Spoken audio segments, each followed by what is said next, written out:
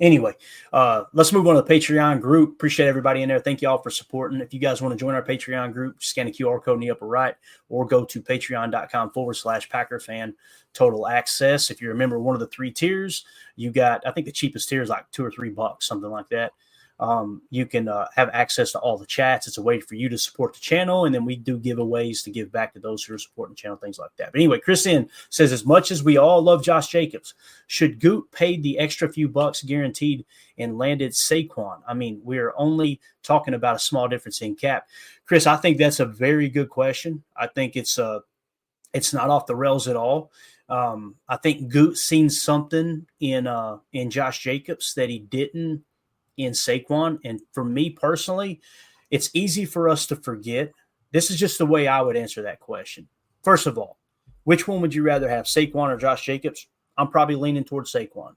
I'd say, yeah, listen, Saquon was the better player this year. There's no doubt in my mind. But he had a much better offensive line, right, than Green Bay did in terms of run blocking, according to whatever metric you want to look at.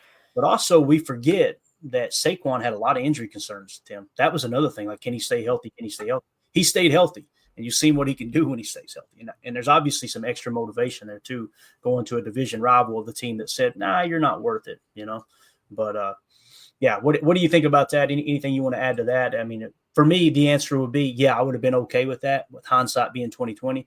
But going into that process, I'm not going to sit here and BS everybody like I wouldn't have been nervous about Saquon's injury history. So exactly. I mean, and this is kind of tough for me to answer because it's like, hey, do you want a brand new Corvette or you want a brand new Ferrari? What's like, you're talking about 2 superstars here. But I think the correct answer is yours. I would not have been mad at all. I think Saquon's a beast. I think Josh Jacobs is a beast. We might be splitting hairs here a little bit. Clearly Saquon had more of the numbers, more output. But like you said, better O-line, and also a defense that kept giving the ball back to that offense all year long, So the answer is yes. I would not have been mad at all if we landed Saquon. Yeah, definitely. All right. Next, Craig S. in the Patreon group said the Eagles fans complained all season that Jalen Hurts isn't the guy and Sirianni isn't a great coach. You don't have to be a Hall of Famer to win a Super Bowl. Let's just enjoy and support our team. Yeah, I think that's a fair statement too. And yeah, they were trying to run Sirianni out of town. You guys remember earlier in the season we were looking at where Matt LaFleur lands all-time winning percentage. Well, guess what? Sirianni's higher than him. It's like I remember going, damn, yeah. Why is Sirianni catching all the heat? This dude's done nothing but win. Yeah. Now he's got that ring. So, but I will say this, Tim, in Philly, that doesn't matter. You seen what happened with Doug Peterson, right? Yep. Wins the Super Bowl, was it 2-3 years later? They're running him out of town. I think it was really quick. Yeah. 1 or 2 seasons and he was gone. Yeah, no doubt about it. All right, next question. Watching the Eagles a bit. Let me go ahead and mark that. Watching the Eagles a bit and the Super Bowl, one thought comes to mind: the trenches, build the wall on offense, more time. Boy, Emilio would love you. Which, by the way, that knucklehead's in here in the chat acting like he's out there busy today. We know he's sitting on his couch. He's sitting in a truck right now, thumbing at his phone.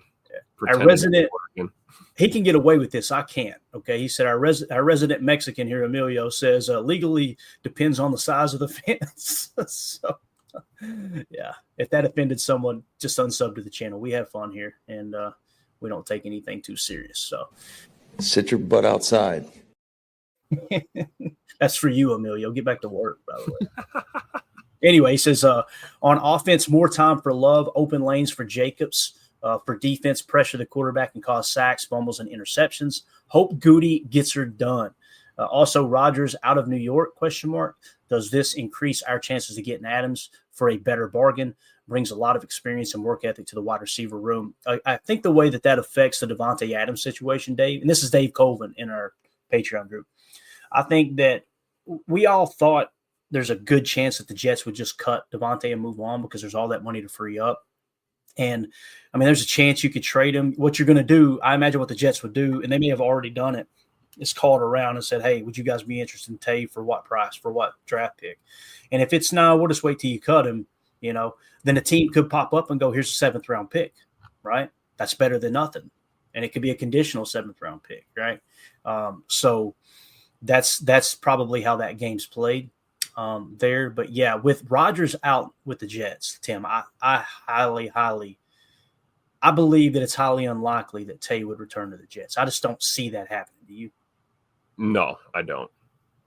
And I saw a report too that, or I don't know if it was a report or a comment on that story about that's kind of the scuttlebutt coming out of Jersey. There is that it's going to be Aaron and Tay are not going to be Jets next year, and the fact that Aaron hopped on a flight out there to meet with them in person to discuss the future kind of shoots a hole in my theory that Aaron's probably going to hang it up. I think that kind of shows that maybe, he was serious about, coming back for another year. But now if Tay's not going to be there, is this the whole, we're, like you said, we're going to do this all over again? Are they going to go to the Raiders? Are both of them? We know Tay's probably not going to end up in Minnesota with Aaron if that happened, but never say never in this league, right? You don't know. Mm-hmm. Definitely. All right, that'll do it for the Patreon questions. Appreciate you guys for supporting the show. Y'all are awesome over there. We're going to get our draft contest rules set up. Everyone who's in the Patreon group, we're going to give everyone the opportunity to put together their best mock draft, and we're going to save it in a file and have everybody's name attached to it. And whoever gets the most accurate draft class, mock draft, I should say, that's closest to what the Packers actually end up doing, you're going to win a prize. We're going to give away probably an autographed piece of memorabilia, something like that. I'm really excited about putting the rules together for that giveaway. That's going to be very interactive, very fun. So, again, thanks to everybody over at Patreon for supporting the channel. Let's go to the chat.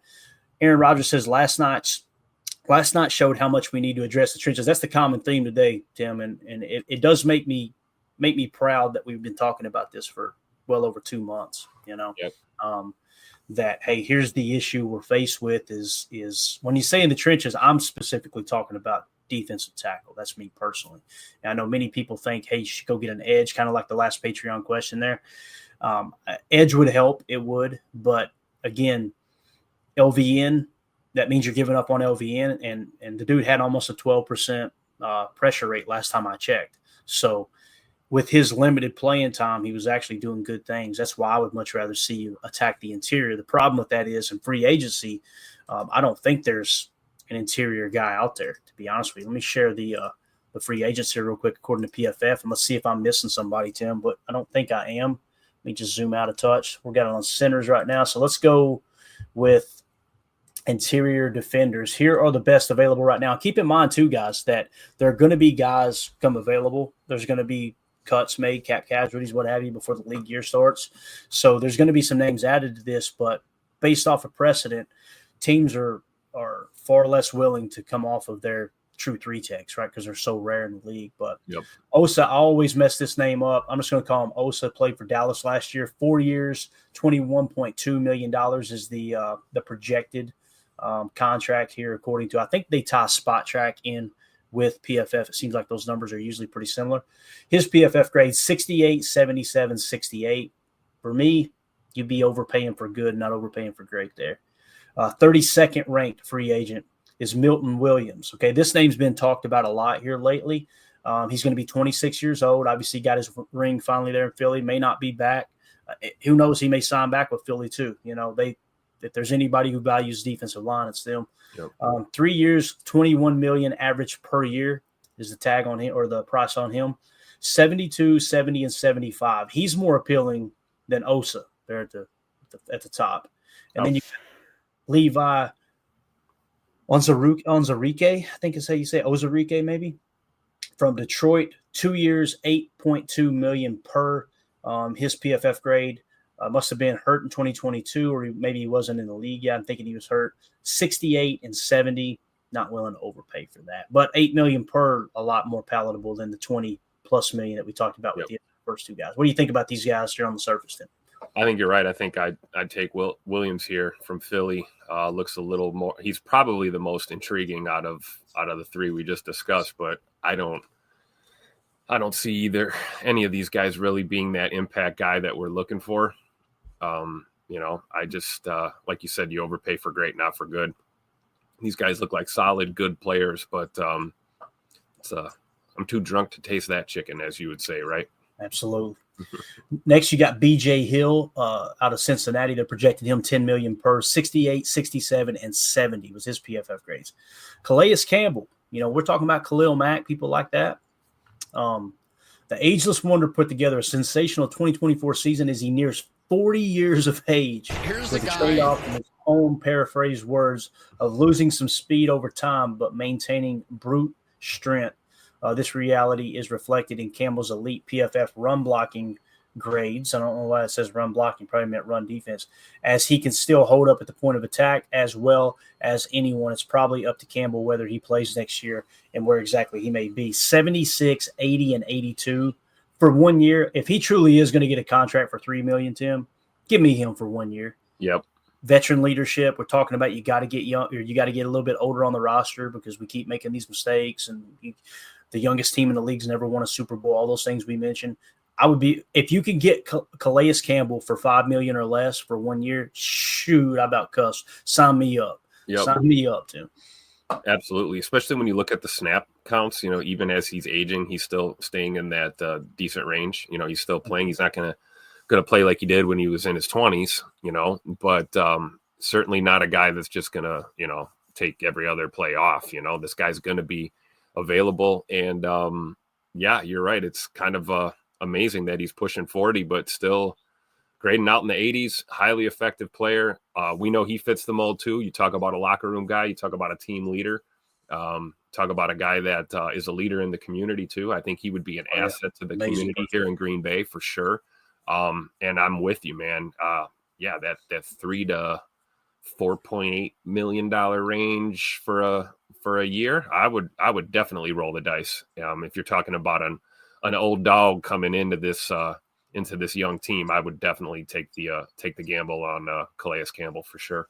Yeah, I can see that too. Jaron Reed, 61, 63, and 70.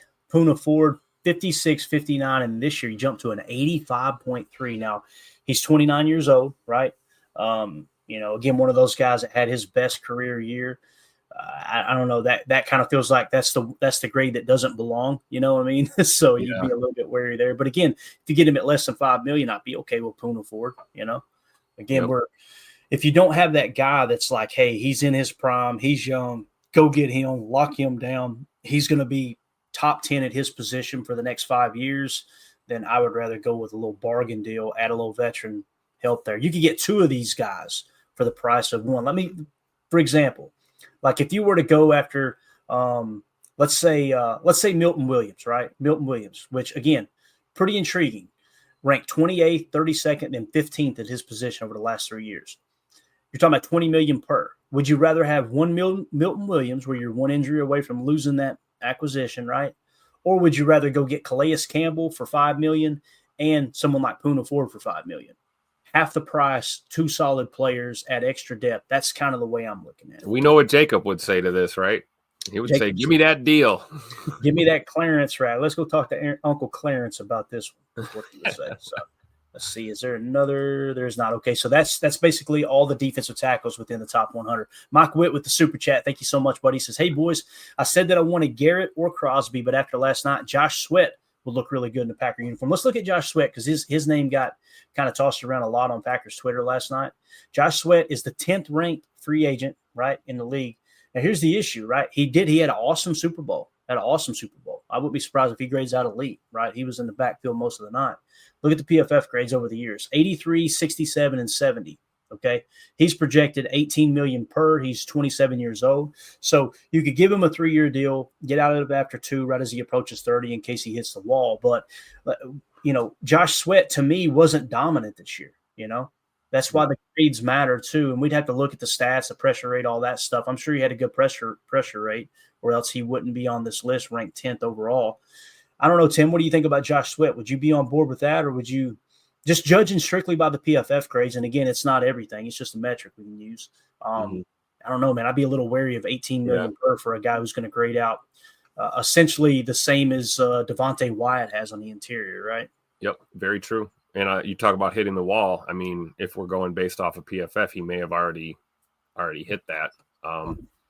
But hey, great example. I mean, last night, the biggest game of your life, the biggest game, that matters, and you balled out. played really well. So, there's some value there. He's not that old. He's going to be 28.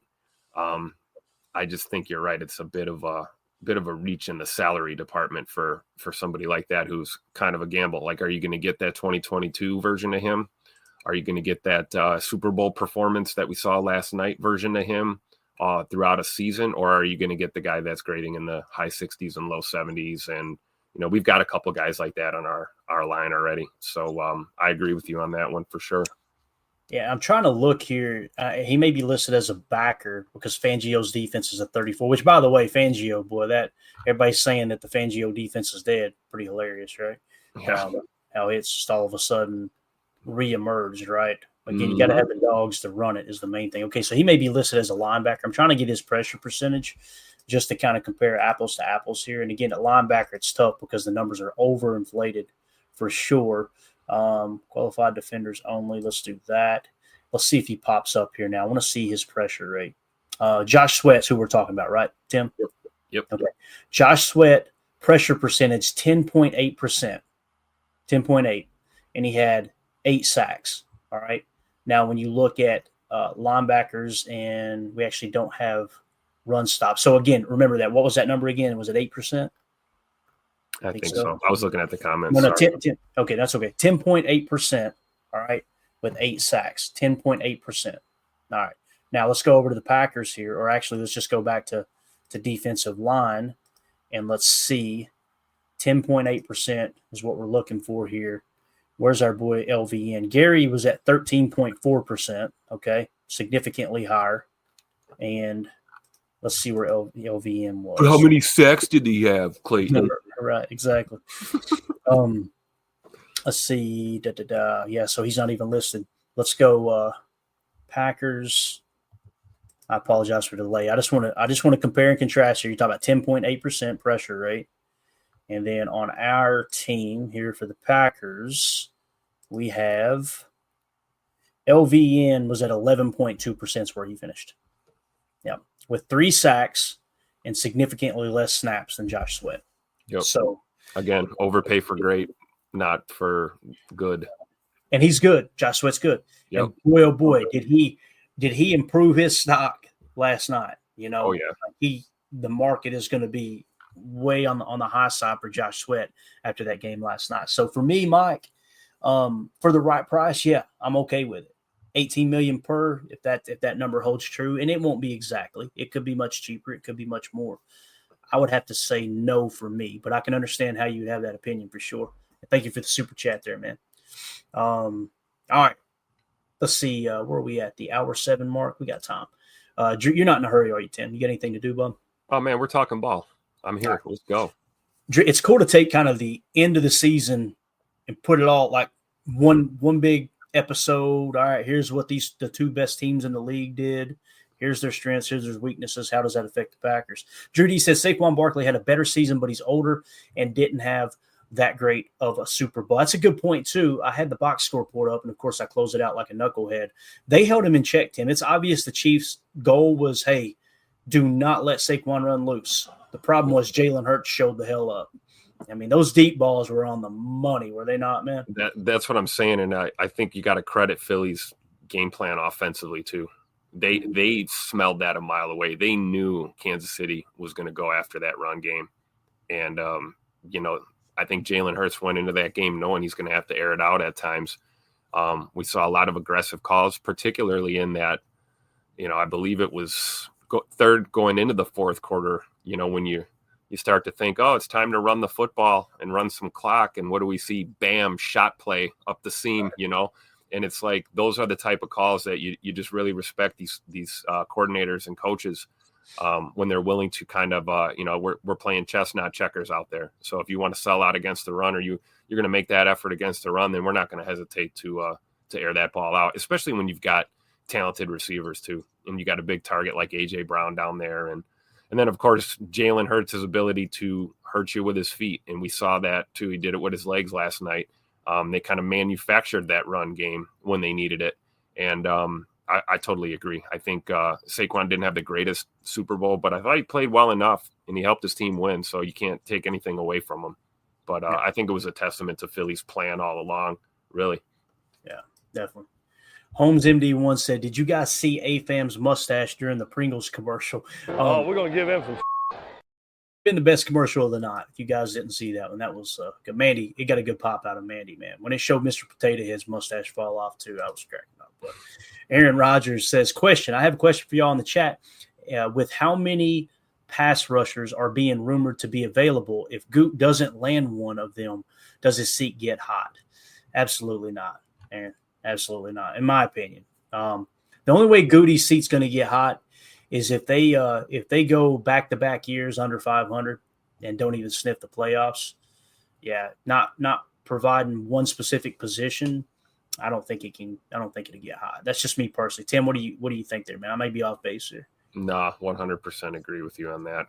I think it would take some monumental failure and shortcoming to really have him on the hot seat. And I don't think Goody's only had the keys here for a handful of years. It's been his show, and I think we can agree to disagree when it comes to draft strategy and who he likes to draft and RAS scores and all of that kind of stuff. But bottom line, I think it's going to take a lot more than just not grabbing a pass rusher here to put Goody on the hot seat. Yeah, that's definitely how I feel, man. Again, these type of conversations and the fan bases that are like, yeah, okay, well, if you don't get this specific position, you're on the hot seat, or if you do get this position, oh my God, we've got the ultimate roster now. That's how the Bears fans are. They win every offseason. And then you look up during the year and everybody's surprised. Why ain't they winning? Because again, you're leading with emotion. You're leading with, well, we just watched the Super Bowl. Okay, that team did this really well in the Super Bowl. Therefore, we got to build our entire roster around that and forget. And I'm not saying Aaron's doing this in the chat. I'm just this is how people think, right? Yeah. Like, again, why did we lose to the Eagles? Why did the Chiefs lose to the Eagles, right? Everybody's looking at it. We didn't pick Cooper DeJean. Oh, my God, man.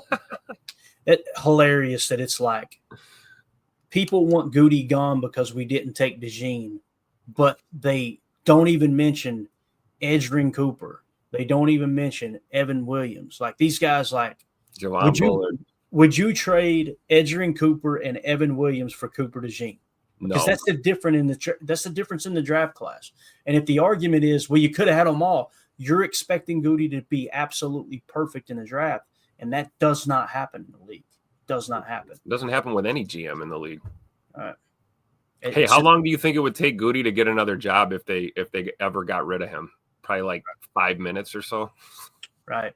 And if Jair Alexander had been healthy all year, people would not be complaining about Cooper DeJean. Is that Goody's fault? You know what I'm saying? Like, there's just a lot more that go into it. The whole Cooper DeJean thing it's aggravating for me as a Packers fan because it's just like, man, it's embarrassing. It's embarrassing that fans go that route. And it's just they fell in love with this one dude, this one guy that's like, everybody knew they should have taken him. Okay, show me where everyone was saying we should take Cooper DeJean. Everyone. Because that's a false statement. Everyone wasn't saying that. And then give me the scenario where you take Cooper DeJean, but you don't end up getting Edgerrin Cooper and Evan Williams, right? Because to say, well, that's not fair. Okay, well, it's not fair to Goody to say this one dude, you should have gotten him too, along with everyone else. It's just silly, man. It's silly. And again, it's that whole in the moment thing, that emotion as a Packers fan. And you pay your GM a lot of money so that he takes emotion out of the decision-making process. Right. And if the argument is, well, you should have taken him over Jordan Morgan. Okay, we haven't even seen Jordan Morgan because he was hurt. He battled a shoulder injury in camp, and then the shoulder injury popped back up in the season. He was never fully healthy, and we had to put him on IR.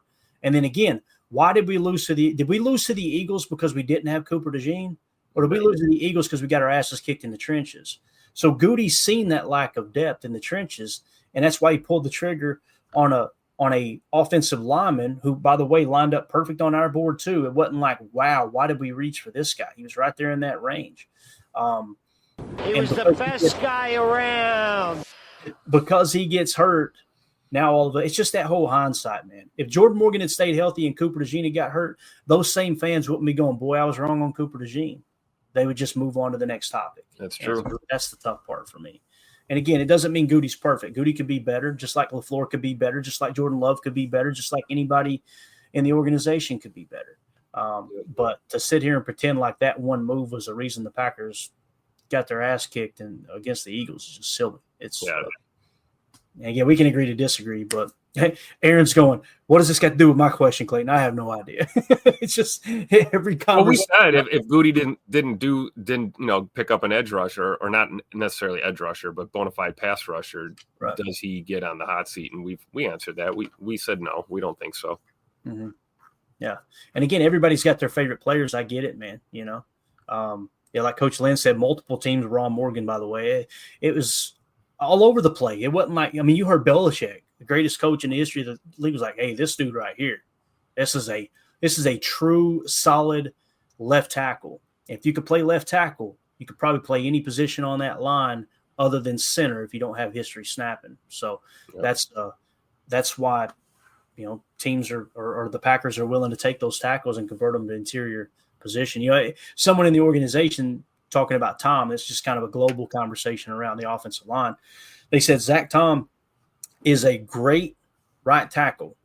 He's an all-pro guard, and he's a Hall of Fame center, is what they said. Well, why is it that he's a great tackle but considered a much better guard? Because it's easier to play guard than it is tackle, right? That seems to be the consensus. It doesn't mean every tackle can play guard, don't get me wrong, but that's kind of why that conversation's always steered in that direction. But yeah, Coach Lynn, that's same thing I heard around draft time too. It wasn't like the Packers were the only one on Morgan. Again, Morgan was, I'll read it off here. Offensive tackle on our board. He was 1, 2, 3, 4, 5, 6, 7. He was the 8th best tackle. And the tackles above him were Graham Barton, Amarius Mims, and Troy Fontana. So, again, he was right there in that. Now, Dominic Pooney ends up being an awesome player this year with the 49ers, right? Yep. The 49ers offensive line always grade out really, really high, and the Packers kind of grade kind of low when it comes to run blocking, right? There's something to that.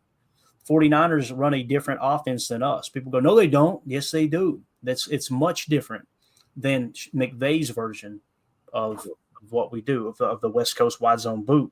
But, we had Morgan right in that range. When they took him, it was like, yeah, makes sense. Now, where did I have Cooper DeJean? 1, 2, 3, 4, the 5th best corner on the board, okay?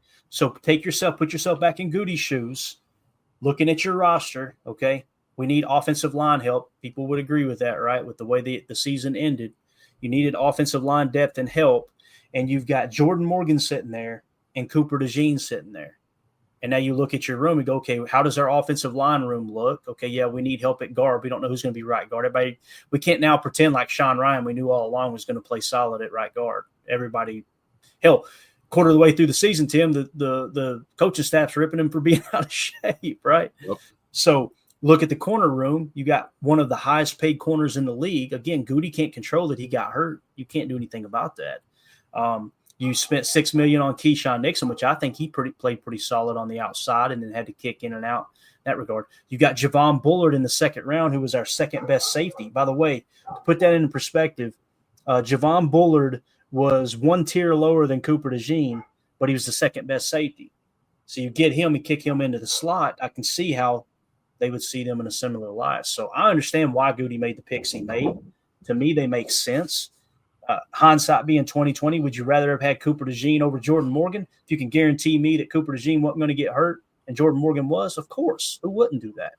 But we know that's not how the game's played, Again, it's the fans that constantly complain and are kicking and screaming when things don't go good for the Packers, and you got to find fault. You got to find that, hey, here's that dude. And again, that's not Aaron I'm talking about. I'm talking about all the Cooper DeJean lovers out there that absolutely drove me crazy this year. Like, man, how we do it every year with one prospect as if that dude's going to get you over the hump. It's just the same. We're still hearing about Kevin King and TJ Watt, This is what I talk about. You're not going to hit all the time in the draft. Even the greatest GMs in the history of this game miss on draft picks. It happens. Mm-hmm. Yeah, definitely. Mike Whip with the super chat. Thank you, boy. Says Tankathon has us taking Morrison, cornerback from Notre Dame, in the mock draft the first round. Me personally, I'm a Notre Dame fan. You guys know this through and through. Love my Irish. I don't like that pick at 23. And I don't like corner at 23. Any of them. If they go and take Morrison at 23 and he turns into a Hall of Fame player, I will be happy to admit I was wrong. But as it sits right now, that's a little rich for me. Matter of fact, I'll be able to tell you here. Let me see where we've got Morrison on our board. Because he's fairly high, but again, I just don't like him right there. Benjamin Morrison, where are you at, sir? What do you think about Benjamin Morrison? You say you don't like corner, but how do you feel about Benjamin Morrison as a player, Tim? People are surprised that I'm kind of low on him, but again, I just go off of my board, obviously. So I mean, I think he's decent, but I don't think it's let's grab him in the first round. Again, that's my bias showing I don't think we should go corner in the first round. But that doesn't mean he's not, probably first 1 to 3 rounds level of a pick. I'm not saying he's a bad player. But I'm with you. I'm not super high on him. Yeah. I think there's a handful of other corners I actually like better. So remove the name. Forget the name for a second, okay? If I were to tell you with the 23rd pick, you could take a guy, this was his college career. In 2022, he was the 118th graded cornerback. In 2023, he was the 103rd graded cornerback. In 2024, he graded out as the 330th best cornerback, and he got hurt with a hip injury, right? Would you be willing to take him with the 23rd pick if you remove the name? And again, he was a guy that was projected to go real high, and he still is. PFF Big Board has him at 15 when we took the information down. Consensus Big Board had him at 22. Daniel Jeremiah has him in the 45 spot. Guys, that's reaching 23 spots to take Benjamin Morrison with the 23rd pick. These, again, it's not just the PFF grades. It's not just the injury. It's not just that Daniel Jeremiah has him lower and Kyle Krabs has him at 38. It's all of those things. As a Notre Dame fan, I'm trying to find a reason to get on board with Benjamin Morrison at the 23rd pick. I just can't do it, Tim. I can't. Yeah, I can't either. So, but thank you so much, Mike Witt, for sharing that information. Again, that's from Tankathon. Mike wasn't saying he agreed with it. He's just saying that's what Tankathon Yeah, he's just pointing out a fact for sure. Yeah, thank you for the super chat, Bo. Let's see here. Anonymous Human said, we have to complain because the two of your sugarcoat everything way too much and you not critical and objective enough. Gotcha. Okay, cool. I appreciate that, Anonymous. Thank you for hopping in here and pointing out that we're not objective enough. So we're not critical, we're not objective, and we sugarcoat everything. I'm just taking notes. Make sure I get all that real quick. All right. It's hilarious too because you guys want me to I should screenshot them and put them in the show here and bore everybody with the DMs I get that I'm too hard on Goody. That's right. All right, cool. Hey, thanks for swinging through though. But hit that like button while you're in here, and thanks for making us a part of your morning. Let's see what else we got here in the chat before we wrap up. Holmes MD1, I wanted them to take Mims, is what he said. I was pretty high on Amarius Mims too, if I remember correct. Yeah, I want to say there was some versatility there too. Yeah, so to go along with you, Holmes, me personally, I had Jordan Morgan. There at the spot I just told you, like what was it, the 1, 2, 3, 4, 5, 6, 7, 8th best tackle on the board, 7th or 8th, somewhere around that range. I had Amarius Mims 2 spots higher than him, 1 full tier higher. So at the time, looking at the board, if you said Clayton pick an offensive line, assuming that Fontenot, Fashanu, J.C. Latham, Fuaga, and Joe Alt were all gone, Mims would have been my top choice too, man. So, again, I know Anonymous Human says we don't ever criticize the Packers. I'm sitting here saying, I would have taken a different offensive lineman. Anyway, I love it, man. Love it. Thanks for marking that one, Tim. I appreciate you. Hey, no problem, man. No problem. Get my blood pressure up this morning. Again, I've been called a racist, and now I'm sugarcoating everything. Biz 1987, Anonymous, I disagree. I've never seen this kind of in-depth player and team reviews. You do you. I appreciate that, Biz. Again, Biz, thank you. We try to talk about what happened and why did it happen, and we try to break down every angle. Like Benjamin Morrison, like I just said, man, I would love for a Notre Dame player to be on the Packers roster, another one, and keep that tradition going of Curly Lambeau's ties to the Packers and to the Irish both together there. But I don't see it there. Again, I've got him in the 74 spot. If you're telling me we would take him in the second round, yeah, cool. But again, this is the type of breakdowns we try to do, is just look at it from every angle. We try to look at precedent. We try to look at, are you overpaying? Because you can overpay in the draft too, Tim, right? Spending Yep. a early pick on a player that you feel is significantly lower. But like here with Benjamin Morrison, if you took him at 54, I would feel a little bit better about it. You get him at 87, I'd be over the moon. I'd be like, yes, great value there. But again, he's projected to go in the first round. And I'm eager to see how he tests too, because hip injuries are tough, man. They are. Yeah. Especially for someone at that position group, right? I mean, you're literally moving and turning every snap you're playing. Yeah.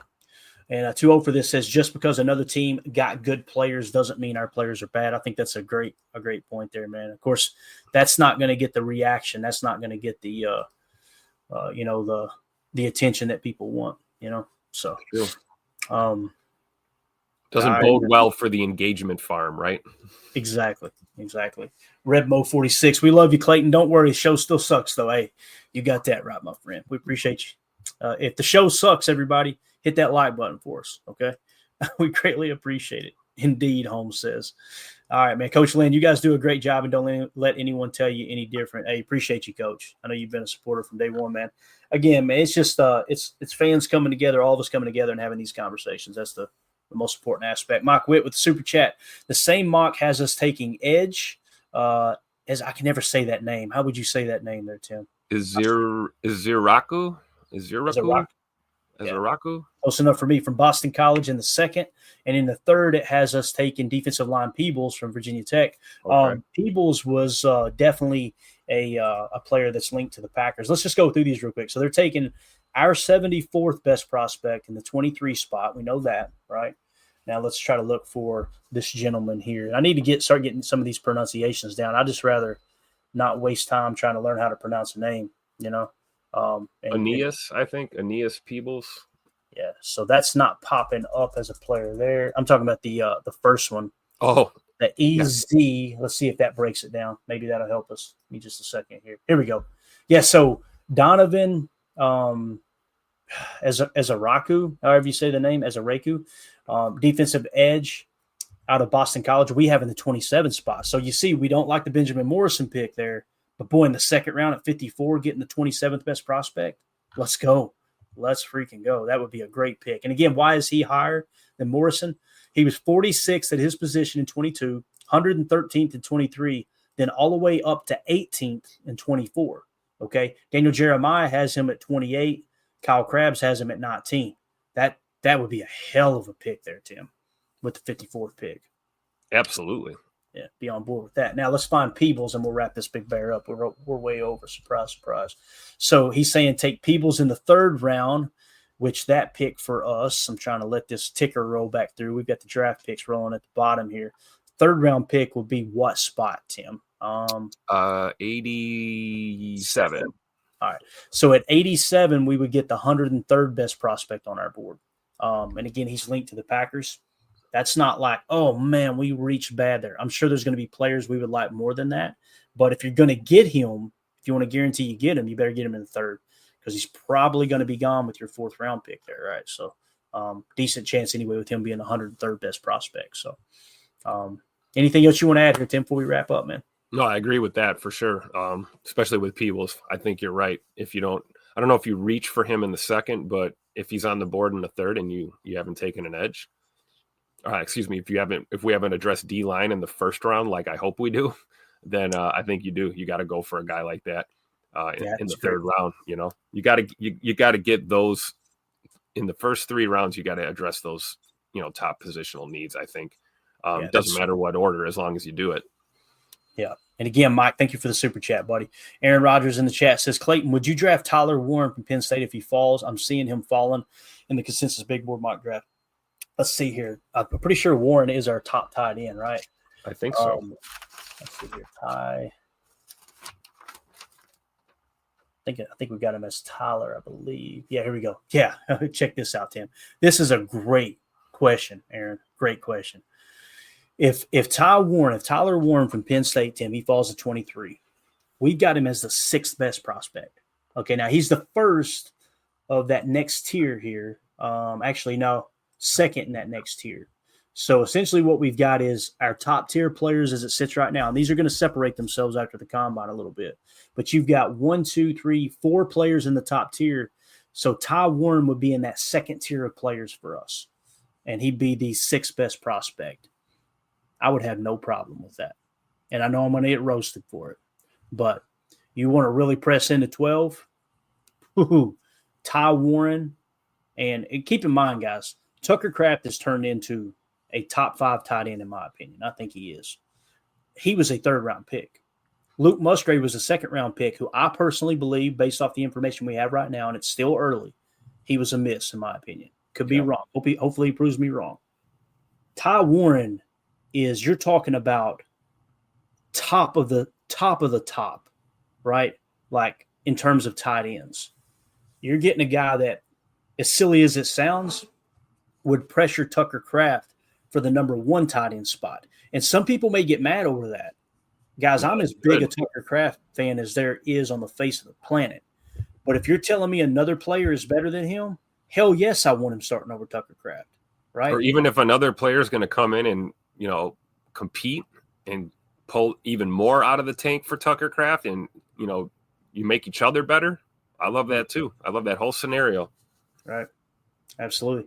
And this is why we talk about, when you say best player available, you're not drafting for need. To me, the needs steer your scout in the direction of really compiling information. I guarantee you Goody's going to these guys going, listen, we're looking for a 3-tech. We're looking for O-line. We got to spend extra attention there, right? And that's why sometimes the draft board is catered towards the needs for that very reason.